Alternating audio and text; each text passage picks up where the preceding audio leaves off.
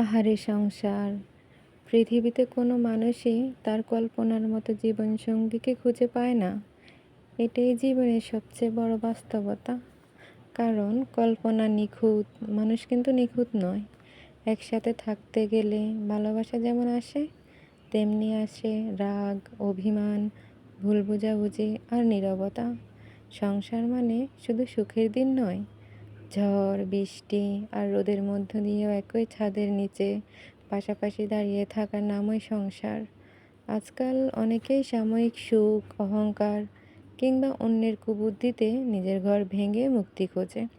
কিন্তু সময় একদিন বুঝিয়ে দেয়, ভাঙা সংসারের একাকিত্ব এক ধরনের আফসোস, এক ধরনের কারাবাস, যেখানে শাস্তির শেষ হয় না। যারা প্রতিটি ঝড়ের মধ্যেও একে অপরকে ছেড়ে না দিয়ে সমঝোতার পথ বেছে নেয়, তারাই প্রকৃত বিজয়ী। কারণ সফল সংসার নিখুঁত মানুষ দিয়ে নয়, বরং দুজন অসম্পূর্ণ মানুষের ধৈর্য, ত্যাগ আর একসাথে থেকে যাওয়ার সিদ্ধান্ত দিয়েই গড়ে ওঠে। শেষবেলায় তাই বলতে হয়, আহারে সংসার কত জটিল, সহজ, সরল, সুন্দর।